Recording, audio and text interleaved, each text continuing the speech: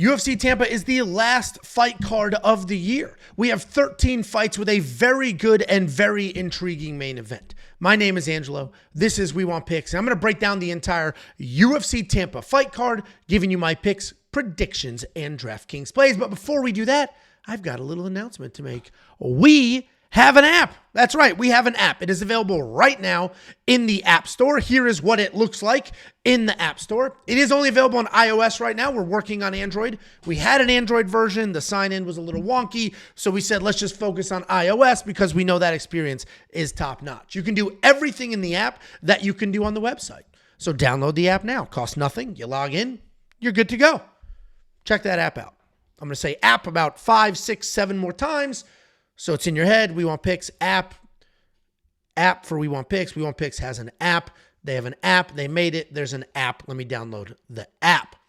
After you download the app, you have access to everything you could want or need heading into a fight week. And it can help you be like these people who put up $720,000 in winnings over the last year. That is just with DraftKings Fantasy. That's with building fantasy lineups, slapping them together, competing against other people. Then they win, and then they say, hey guys, thanks for the insight, the tools and the information. Look what I won. One of those tools is the DraftKings Optimizer. This optimizer will build DraftKings lineups for you. A couple clicks of the button, it'll spit out 150 lineups. Those lineups will be pre-built, ready to go. And this ownership projections will be inside of the optimizer. Everything that you could need heading into a fight week, whether it's bets, picks, whether you want some tools, whether you want the tools to do work for you. WeWantPicks.com. Click Become a Member. It's freaking $10. And not only are you going to get UFC Tampa, you're going to get UFC Vegas 101, and you're going to get the bets that we place on all the other fight cards in the meantime. WeWantPicks.com. Click Become a Member at the top. App. We have an app. APP. Here's an app. It's in the App Store. There's an app. Let's go ahead and break down this card. It is an interesting fight card. We have 13 fights. There was originally 14, and then they moved the co-main event, which was Mackenzie Dern taking on Amanda Ribas in a rematch. They moved that to UFC Vegas 101. So we'll break that down at a later date. But opening up the UFC Tampa fight card, we have Josefine Knutsson taking on Piera Rodriguez. Josefine Knutsson's an accomplished kickboxer. She likes to use forward pressure. She'll use combinations. She'll try to overwhelm her opponents. The volume is impressive, and she's going to move forward with it. And even when she leaves the pocket, she's throwing leg kicks. She's ending exchanges on her way out. Takedown defense, not very good, but she does have constant forward pressure. She's always in your face, but again, does struggle defending takedowns. She is coming off of this win over Julia Palastri, where she was taken down 3 times in that fight. And I continue to emphasize the takedowns here because she's going to be fighting Piera Rodriguez. Piera Rodriguez is somebody that can get some takedowns. Piera Rodriguez is somebody that will pressure forward, will stay in your face, can be kind of a nasty striker. She has some real finishing ability. She finished Ariana Carnelozzi. It says DQ, but she went with the pride rules. Just started headbutting the shit out of her, and the ref was like, okay, well, we got to stop this fight here. She was winning that fight, so the headbutts to get the DQ literally made no sense whatsoever. I mean, just keep doing what you're doing and you win this fight, but I guess that's not how that went. She does wing some punches from her hips. She puts everything behind every single punch. Pretty good takedown defense at 66%, but that's not really going to matter here. What is going to matter here is the offensive takedowns. 13 takedowns in 5 fights, and if she can get that going, if she can move forward, drag Josefine to the ground, get rid of the range, get rid of the volume, she could absolutely win this fight. And I think she is a great price point at $7,400 for your DraftKings fantasy lineup. She was scoring 40 points. 40 points in the second round before she got DQ'd. If this just continued, let's say it made its way all the way to a decision, that's 70 if she does nothing else. Another round and a half, we could have 80 points going into a decision, so 110. Needless to say, Piera Rodriguez scores really well. All right, Jillian Robertson got it done, but she's a grappler. So Piera Rodriguez, for your DraftKings fantasy lineup, makes a little bit of sense at $7,400. Then we have Ramon Taveras taking on Davey Grant. Pricing's a little interesting here because Ramon Taveras is an $8,200 price point, so he's a slight favorite. In real life, today he flipped to a slight underdog. He's the underdog in real life. Ramon Taveras is a good striker. Got some power in his hands. He does keep his hands low because he doesn't want to be taken down. If he is taken down, he can struggle a little bit. The power is incredible, though, and he's very fast. He's going to stand southpaw. He will launch lefts. He will throw it with speed. He does a really good job mixing shots to the body and the head while also pumping a jab. Takedown defense is just okay. His get-up game is a little bit better, and that's what he's going to have to worry about here because he's taking on Davey Grant. While Davey Grant tends to think he's a striker, he's not. We got to scroll back, and you'll see 6 takedowns, 2 takedowns, 2 takedowns, 1 take. He started his career as a grappler, and then somewhere right around here, he knocked out 2 dudes and was like, oh, shit, I'm a striker now. And then you can see the takedown numbers after he knocked out a couple of dudes, just fell off a cliff. No longer shooting takedowns. And that's going to be a problem for him because if he's going to stay in Ramon's face, he's going to eat some punches. He's 38 years old. And while he is typically durable, 38-year-old man dealing with the power and the speed of Ramon Taveras might be an issue. But if he goes back to his roots and he grapples, he could have some success. I'm going to pick Ramon Taveras to win this fight. But DraftKings-wise, I don't know what to do here because if I need Ramon in my lineup, then I'm going to need him to win. I'm going to need him to get a finish. And while Davey Grant gets dropped in a lot of fights, he hasn't really been knocked out. So we're going to need something new to happen here. So it's a little bit of a weird dynamic. I think Ramon wins. Let's table it for the DraftKings lineup. Let's wait a little bit. He's a dog now. I wish I was going to get him as a dog in DraftKings Fantasy, but he's going to be the pick for the time being. Then we have Miranda Maverick taking on Jamey-Lyn Horth. Miranda Maverick is an expensive $9,400. But if we take a look, she can score well. And that is because of the wrestling upside. When she took on Shanna Young, 119 points, 110 against Sabina Mazo. And I think this fight looks a lot more like these 2 fights than it does her last fight. She is coming off that win over the witch, Diony Barboza. She only put up 81 points, and that's because she only had 2 takedowns. But she only had 2 takedowns because she wasn't really worried about the striking on the other end. Her current opponent, Jamey-Lyn Horth, is a much better striker. So we have Miranda Maverick, strong, powerful, pretty much a grappler. I mean, that's the game plan. Come forward, be strong, work your opponent to the ground, then have a shitload of control when you're down there. She's taking on Jamey-Lyn Horth. I mentioned a very good striker.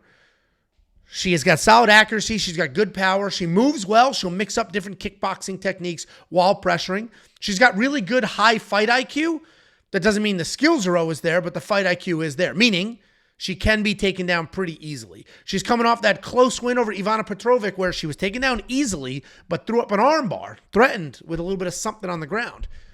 But it was also pretty clear that her grappling kind of sucks. So Miranda Maverick's the pick. I think she should be in the lineup, even though she doesn't always blow out the score. I think it's a pretty straightforward pick, meaning we're safe with her to win. I think she's going to get more takedowns in this fight than she normally does because I think Jamey-Lyn can scramble back to her feet, and I don't think Miranda's going to want to entertain the striking game too long. And on top of that, there is potential for Miranda to get a finish here.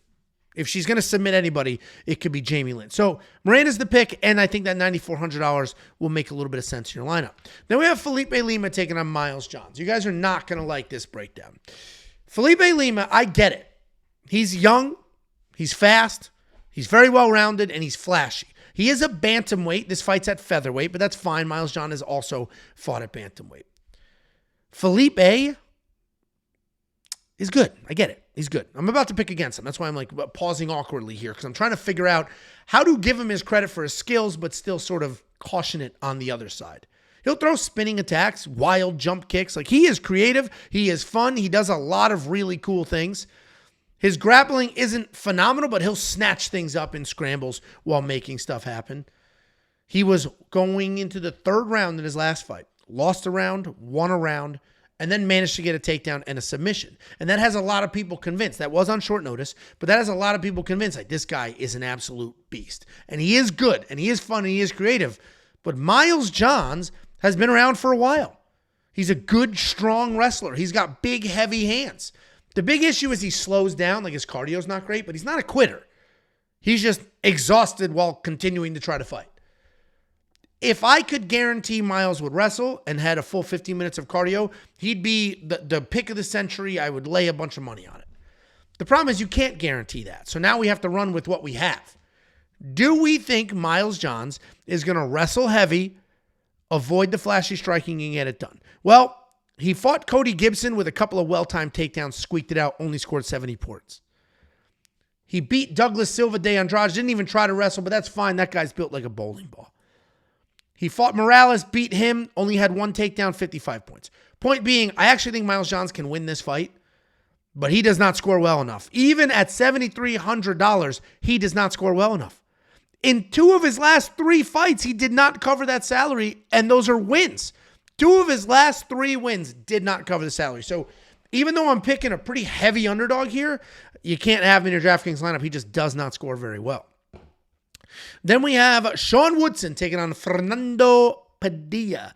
Sean Woodson, long, lean, kind of a ridiculous build. He's built like a skeleton. It makes no sense whatsoever, but it is what it is. He uses that Skeletor build, the long, the lean, to keep distance. He uses the range. He uses the legs. He stays far away, works on the outside, has good footwork, has very good boxing. He was a professional boxer before he moved over to MMA. And you can see it. His counter-striking is spot on.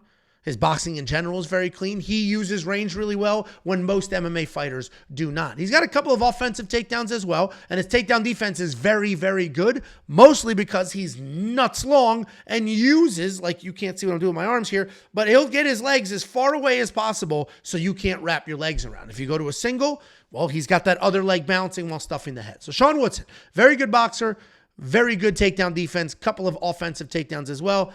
I don't want to say he's chinny, but he does get rocked every now and then have to grit through it. He's taking on Fernando Padilla. Everything I said about Sean Woodson's legs apply to Fernando Padilla's neck. This guy's got a neck like an arm. Either way, he's a good fighter. Long, rangy guy. But instead of using his range to stay on the outside like Sean Woodson does, Fernando Padilla wants to be in the pocket. You really don't see any of his length till he's on the ground. In the pocket, he's just trying to strike and make it ugly. He'll work to a clinch. He'll fire up some knees. If he can get a fight to a ground, his offensive wrestling sucks. So if a fight ends up on the ground, it's not him.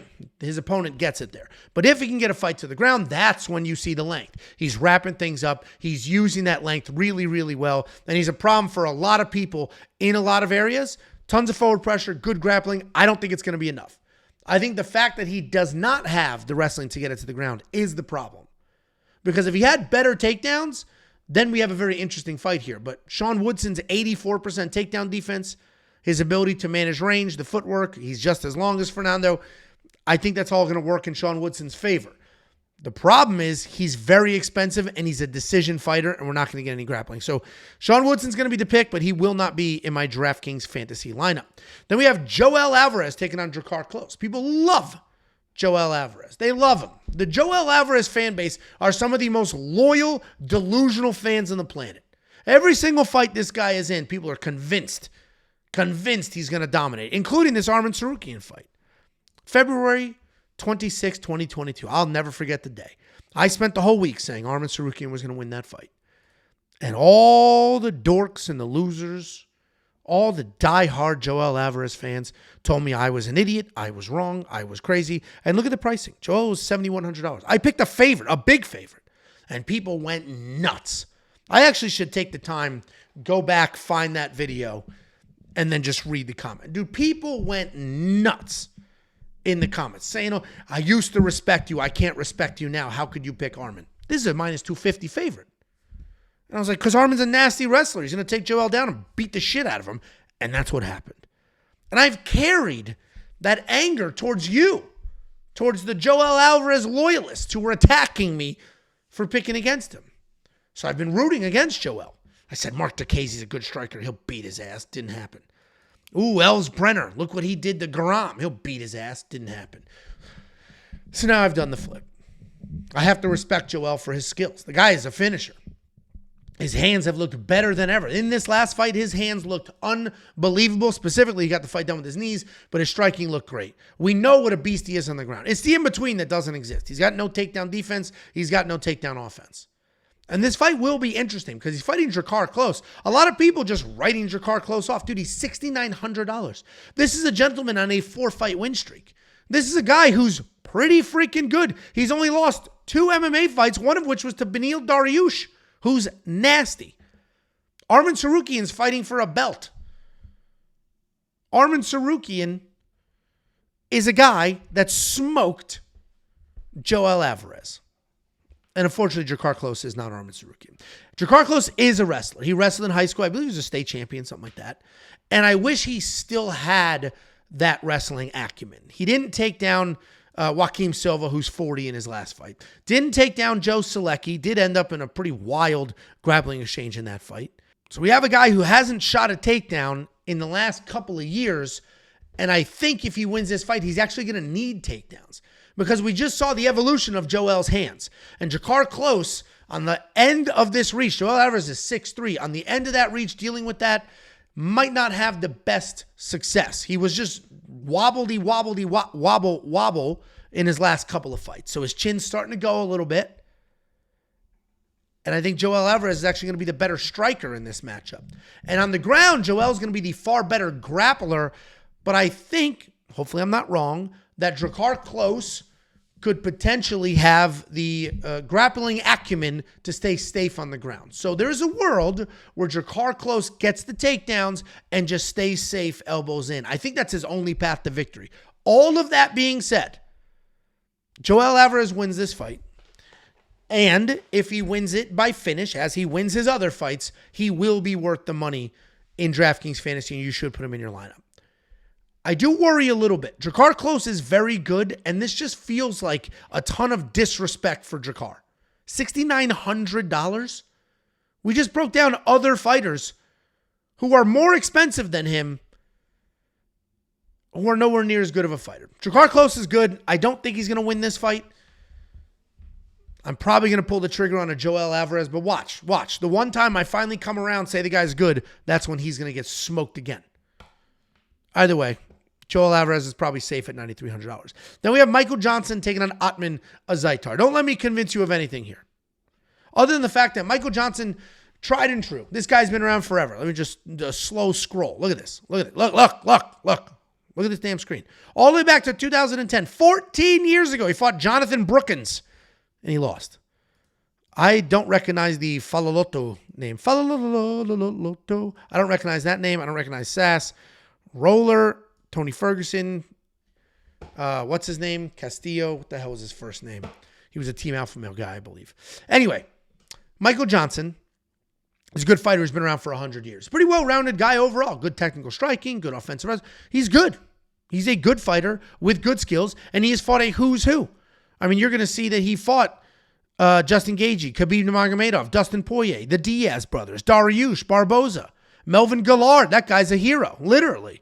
Hurricane Katrina, he was saving people from the floods. Gleison Tebow, Joe Lozon. I mean, look at the names. He has fought everybody who has ever been anybody in this division. He is old, and he has been real bad knocked out a couple of times. The Diego Ferreira knockout was bad. Like, real bad. Josh Emmett knockout, also real bad. And he's fighting a guy in Ottman Azaitar who, yes, has no durability whatsoever, but also can take your head off with one punch. Ottman Azaitar hits like a freight train. He's very good. He has no durability at all. His cardio sucks. He's the younger fighter in this matchup, but you would think he was 98 years old. With that being said, he is dangerous, and he has power on the other side. I do think Michael Johnson wins this fight. The problem becomes Michael Johnson is not really a finisher. And yes, Ottman Azaitar gets finished easily, all the time, always. But Michael Johnson's not a finisher. So we might end up with a weird decision that doesn't score really well. Michael Johnson also has been very badly flatlined a handful of times.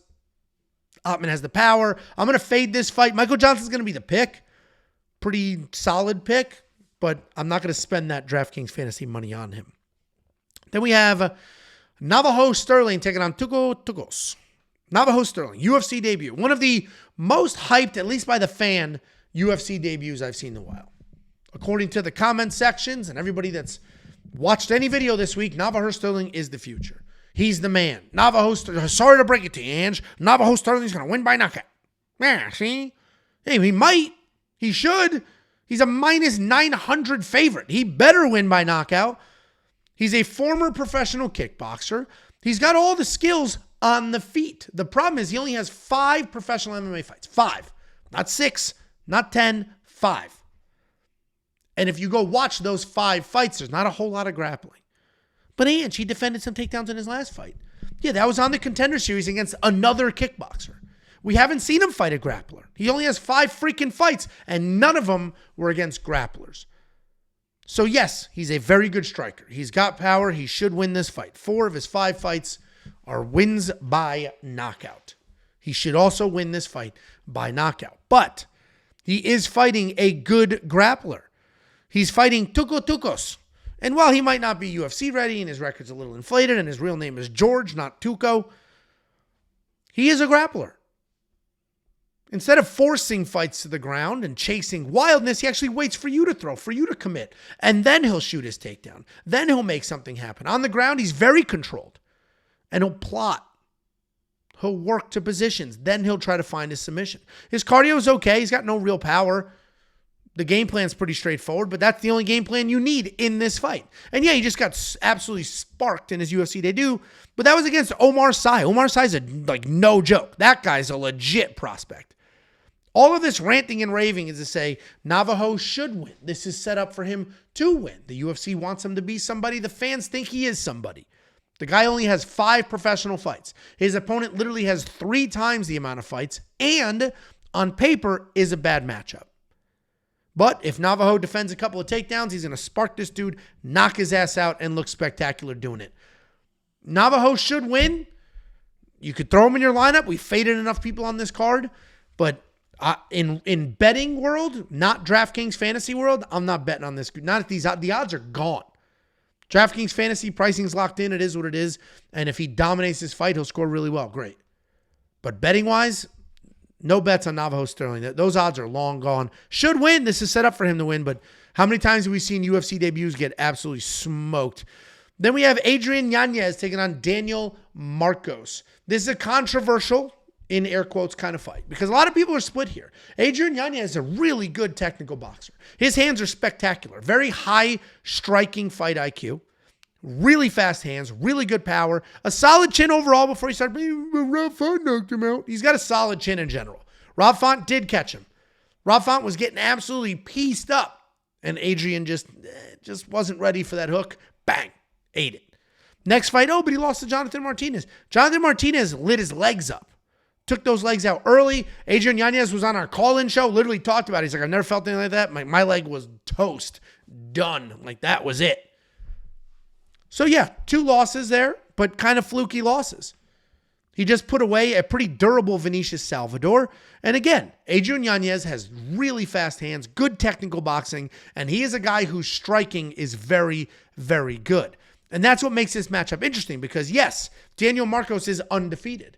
But if we look at who Daniel Marcos is beating, none of these people, none of them are as good of a striker as Adrian Yanez. Sexy Mexi's a wrestler. Arichi Lang, hittable as shit. Oh, Grant, boo-hoo, and Oliveira. Saw that fight. So Daniel Marcos is good. He's undefeated. He's an effective striker. He's got decent power, good accuracy. He does a nice job stringing together combinations while moving forward. He'll throw 1-2s. He'll send the flying knee. He'll throw an elbow. But he does also have some underwhelming performances in the mix as well. So yes, Daniel Marcos is undefeated. He is very good. But this is going to be the best striker he has ever fought. And I'm just not 100% sold yet. So I'm actually going to fade both sides because Daniel Marcos, I'm not 100% sold on him. So I'm not going to throw him in my lineup. And yes, Adrian Yanez is a dog and we're going to get dog pricing. He doesn't typically score insanely well unless he's finishing you. And I don't know if he's going to be able to finish Daniel Marcos. He might piece him up. He might have the cleaner, better striking. It might look, this is a dramatic, get ready, strap in. You're going to hate me for it because you guys love Daniel Marcos. This could potentially look like the Cody Durden fight and Josh Van fight last week, where Adrian Yanez defends some takedowns, defends some stuff early, and then is just a cleaner, better striking. Just a step ahead the whole time, hits that flow state, looks great. I'm going to pick Adrian Yanez here because I think he's literally the best striker Daniel Marcos has ever fought. But I'm not touching DraftKings fantasy here. We're going to leave it alone. Lots of questions still need to be answered. Then we have Vitor Petrino and Dustin Jacoby. Vitor Petrino's a guy that the UFC was pushing, a big prospect. Came in here, had 7 takedowns against Anton Turkalj. Fought a UFC vet in Marcin Prochniau, 4 takedowns there. Smoked Bukowskis. Came in here against Tyson Pedro, a little underwhelming, 15 full minutes. Everybody was bored as hell, but he had 3 takedowns against a really good jiu-jitsu guy. In his last fight against Anthony Smith, he's on a pay-per-view main card at home, shoots a takedown, gets his neck sucked up, gets submitted. It is what it is. People like to say fraud check, fraud check. I wouldn't call that a fraud check. I would call that a momentary lapse, right? Got a takedown, just left his head up. Got choked. It happens every day in training. But Vitor Petrino is good. He's got a monster left hook. He's got very good wrestling, and he's got all the physical abilities in the world. He's big, strong, fast, athletic, plenty of cardio. Vitor Petrino can be a guy. He's very raw. He's very raw. He needs to clean some things up. But he absolutely can be a guy. And that's what makes this fight important, because he's fighting Dustin Jacoby. At this point in his career, Dustin Jacoby's a pretty established UFC guy. He's a former kickboxer. He was fighting for glory. At one point in time, he was ranked very highly in the world at kickboxing. And at just a few years ago, if we go back to 2022, 2 years ago, he's on this incredible unbeaten streak. He beat Da Un Jung, or no, not Da Un Jung. Was it Da Un Jung? I forget. Anyway, this dude was on a 16-fight unbeaten streak, knocked him out. Beat Mikhail Olenjacek, Allen, Stewart, Kutalaba, Grisham, Ledet. And that was from 2020 to 2022. Absolutely dominating people, doing really well. I think he got robbed in the Khalil Roundtree fight. So that should have been a win. The Mirzakhanov fight, he got dropped, and it's like, oh, what's going on here? Then he smokes Kennedy and Chukwu, like, okay, fine. Alonzo Menefield drops him too. So it's like, oh, what's going on with this chin? So he loses the Mirzakhanov fight and the Menefield fight in somewhat similar fashions, and it's because his chin can't keep him there. He's got the clean striking, you can see it, but the chin isn't keeping him there. And then finally that chin completely caved on him when Dominic Reyes put him out completely.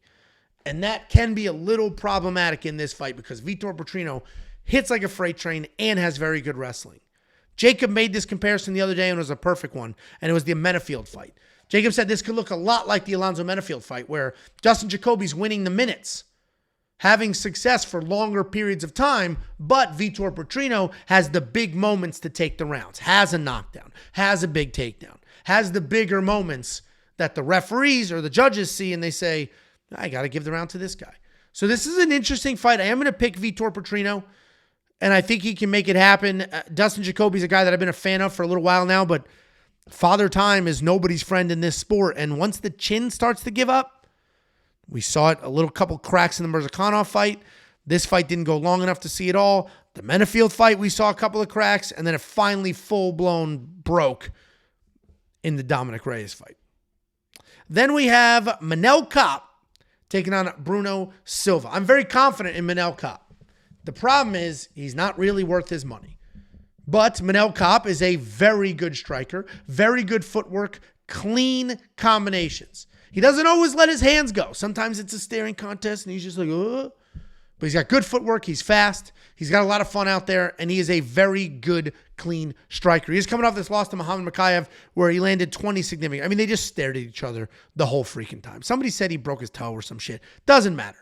It was a staring contest. I think a lot of that had to do with the fact that Manel was worried about being taken down. He's fighting a nasty wrestler who's just desperately diving at everybody's legs. So I took it as, oh, Manel's afraid to commit. He's not going to throw kicks. He's afraid to overextend on punches because as soon as he does, Makayev's just going to shoot a takedown. He doesn't want to deal with that. So we'll toss this last one out. And then we look at the other ones. Yeah, not the greatest win. I mean, they're good wins. Ode Osborne was touching him up before he got that knockout. Zumugulov's no longer here. Neither is Dvorak. But Manel Kape is a very good, clean, technical striker. And he is fighting Bruno Silva. Bruno Silva's not a clean technical striker. He's a bruiser. He comes forward, he throws heavy, he stays busy, plenty of cardio. He shoots his takedowns, he tries to make stuff happen. He's also a finisher, which is great, but he fades. He does not have 15 full minutes of high-paced cardio. Bruno Silva can get it on the ground and be very dangerous, or he can struggle to get it there, get touched up at range, and lose this fight. I think that's what happens. I think Manel Kape touches up Bruno Silva, stays on the outside, has the success, and wins this fight. With that being said, Manel Kape doesn't score very well, and I don't think he's going to finish Bruno Silva. I think Bruno Silva fades and just takes his beating. So Manel Kape is going to be the pick, but I'm probably not going to spend that money in DraftKings Fantasy. Then we have the co-main event of the evening, Billy Quarantillo taking on Cub Swanson. Billy Quarantillo, very good grappler. He's got solid striking. He's got very good aggression, high volume. His striking's not technical. His offense is effective. He lands almost 8 significant strikes per minute. Ultimately, Billy's got that weirdo karate, lots of movement type striking style, but he wants to get it to the ground. On the ground, very good jiu-jitsu, but he only has a 23% takedown accuracy. He does have 10 takedowns in 11 fights, so he sticks with it. And he is coming off this loss, the 2.0 version of Yusuf Zalal, who got it done pretty quickly. He's taking on everybody's favorite fighter, your fighter's favorite fighter, Cub Swanson. Cub Swanson has been around forever. Again, we scroll our way down, 2007. 2007. Think about how long that is. We're almost 20 years. 2007, Cub Swanson has been doing this. In the UFC at this level. He's been around forever. And because he's been around forever, and because he's from that Jackson Wing camp and he's been fighting at a very high level for a very long time, he's got all the skills. Good technical striking, very good wrestling, good defense. He's also durable. We've seen him finished before, but he's a durable guy. He's not a guy that just absolutely gets, oh, he's 41, look at his chin, he's going to fall over. So you have a very durable, a gritty, a well-rounded Cub Swanson, but an aging Cub Swanson. He did just lose to Andre Fili. A lot of people think he won that fight. Well, he did not win the Hakeem Dawodu fight, right? He was gifted a decision. So you want to swap those two? Swap those two. That was just some MMA karma coming his way. I think Cub Swanson is one of the best underdogs on this card. I think he's a phenomenal underdog. He doesn't really score that well in wins, though. Sure, beat Darren Elkins by finish. He scored well in that win. But I think his finishing days are behind him. I think he wins fights sprawling and brawling, being a technical striker, avoiding chaos on the ground. So if he does win this fight, I don't know how well he's going to score. I actually think Billy Quarantillo is going to win this fight. I think the couple of year age difference, the 5-year age difference is going to matter. I think Billy's just going to be that much faster. And those little pieces of speed, the movement, is going to be the difference. But Cub is a phenomenal underdog. I fully recognize that. And if you think he gets it done, then go ahead and dip your toes in those waters. Then we have the main event of the evening, Joaquin Buckley taking on Colby Covington. We'll start with the Buckley side because this is the easier side to break down. He's a very good striker who has incredible speed, incredible power, and he has worked in some wrestling as of late. He just took down Wonder Boy 4 times. Incredible offensive takedowns. Took him down 4 times. Did it with speed, did it with accuracy, but he was struggling to find the striking range. He was getting dotted up at range on the outside. And he was struggling to close that gap. Finally, in the 3rd round, he found the power, got it done. What was impressive, so what was frustrating, is he was struggling with the range. This is a much faster, younger guy. You should be able to close that distance. What was impressive, though, is that he didn't quit. He just kept working on it, kept moving forward, kept trying to make it happen, kept trying to find that range. And ultimately, he did find it. Ever since moving up a weight class, he's looked great. Down a weight class from 185 to 170. He's looked great. Kept the power. Now he's one of the fastest guys in the division. He's looked absolutely spectacular. The wrestling is a new wrinkle. 8 takedowns in his last 2 fights. I don't know if he's going to wrestle in this fight because he's taking on Colby Covington. Colby Covington, famously, former college wrestler, he was roommates with John Jones. Colby Covington's a very good wrestler. And in every fight other than the Leon Edwards fight, he's a cardio machine. Insane, nonstop forward pressure. Constantly shooting takedowns. Look at the striking volume. 107 significant. Actually, let's just look at the regular strikes. 109, nothing. That is nothing. This is the anomaly. If we go backwards, 218, 119, 232, 143, 201, 142, 121. These are 3-round fights. Colby Covington's a forward pressure guy who's constantly strike, takedown, strike, takedown. You stuff it, I'm back up. Strike, never stops. Then he gets his title shot, the 4th title shot of his UFC career, and he froze in the moment. He's now talking about, I forget the official term, but there was elevation and the weather and blah, blah, blah. I couldn't breathe. I think there was a picture of a broken foot. I broke my foot. Wah. The point being, breaking down Colby Covington right now is very hard to do because if it's this version, the version that lost to Leon Edwards, he loses this fight also. Joaquin Buckley smokes him. If it's the version that beat Masvidal, the version that beat Tyron Woodley, the version that even lost to Usman twice, that version of Colby Covington can beat Joaquin Buckley with the insane forward pressure and the volume. I think this version's long gone. He's 36 years old. He's the best guy at his gym, which is not something you want to be. He left an incredible team who built him up He's abandoned a lot of the relationships. I think it's all just starting to, maybe I'm wrong and I'm looking too much into this. I'm no Dr. Phil. I think it's all just at this point, it's all just weighing on him. I think he's at a point where he made good enough money. He never got the belt. He had 4 cracks at it. The UFC tried their best. And now I think he's at a point where he's like, what am I doing, man? I burnt all these bridges. This is going to be a weird fight card too because it's in Florida. And he burned all those American Top Team bridges. And he burned them in his character. Colby Covington that you see on the mic, that's not really who he is. He's been open about that. He's talked about that before. He's talked about the heartbreak that he's had. Like, it's just a character. And even my own family doesn't talk to me anymore because of that character. So it's a weird situation. This is going to be in Florida. He's going to see all of his old teammates, all of his old coaches, all of his old friends. He's going to see everybody all week long. And that may weigh on him emotionally. So I'm overanalyzing this. I don't think any of it matters. Joaquin Buckley's going to be faster. He's going to have plenty of cardio. I think Joaquin could actually shoot some takedowns and have success there. Joaquin Buckley's going to be the pick, and he might score really, really well for you. Guys, that's the breakdown. That's the breakdown. And if you want more like this, and if you want to join this club of people that have made $720,000+, become a premium member. Just go to the website, WeWantPicks.com, click Become a Member at the top. You'll immediately unlock all the picks, the bets, the tools. One of those tools is the DraftKings Optimizer. Everything you could ever want or need heading into not only this fight weekend, but the UFC Vegas 101 fight weekend and all the breakdowns in between. We have an app. Here is the app. Download the app. You can become a premium member right through the app. So download the app, unlock everything. We're going to push you some notifications, do all the things. WeWantPicks.com, click Become a Member at the top.